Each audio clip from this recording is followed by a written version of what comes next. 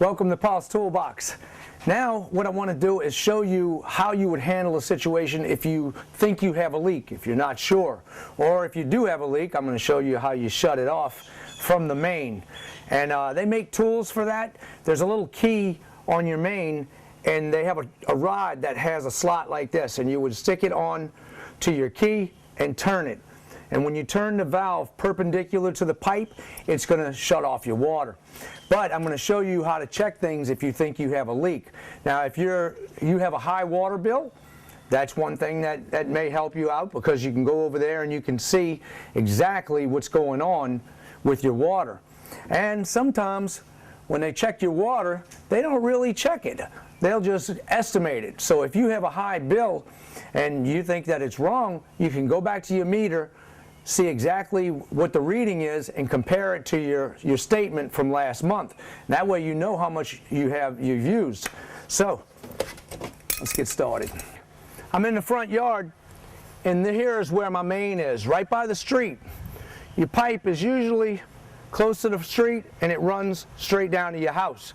So I can look on here, and there's 2 meters in here. One's going to go to my neighbor's yard, and one goes to mine. Just look at the pipe that heads toward your house, and you'll know you're at the right one. And if you have a single one, then it's even easier. My main is right here in the front yard.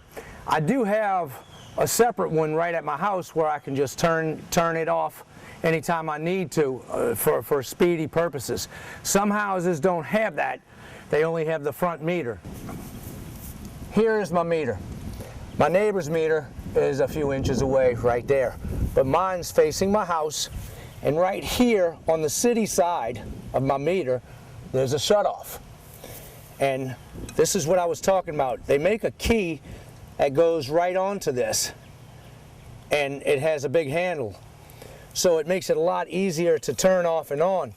But if you don't have that, you can just use something like this. I'll use a larger crescent wrench for the bottom and just slip it on there. Then I can take another crescent wrench and turn it. So you see how this is? It makes it easy to turn. Now this one is pretty loose. I check mine pretty often, so I can just turn it by hand. But some of them are really, really tight, so you can use an extra crescent wrench if you need to. All right, I shut it off, but I'm going to turn it back on, and I'm going to show you how you would check this. If you look at my meter, nothing's running right now. This means I don't have a leak. But I'm going to go and turn my faucet on and let some of the water run out, and you'll see that thing spin. You see how it's spinning right there? That's showing me that water's flowing somewhere in my house.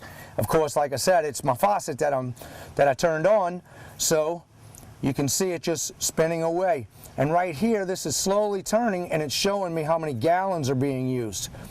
So you could take this number right here, subtract on your statement from last month, you can subtract that from this, and then you can tell exactly how many gallons you've used this month.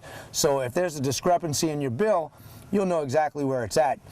Right here, when you shut this off, everything should stop. Okay? Now when I turn it back on and you see this spinning, if you have everything shut off on your house, that means you've got a leak somewhere, either right past this line or in your house somewhere. Sometimes it could just be something as small as a toilet that's just running, and you'll see this little dial right here spinning.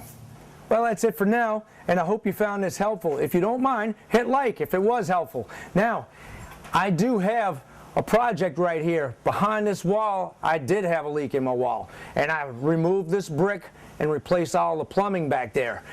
And I show step by step how this is done. So anybody can fix plumbing nowadays, because you have simple ways with connectors that will just lock in place. I touch on that. I also show you how to sweat pipe if you want to do it the conventional way. Check out Paul's Toolbox for all my archive videos. I'll see you on the next project, and don't forget to subscribe.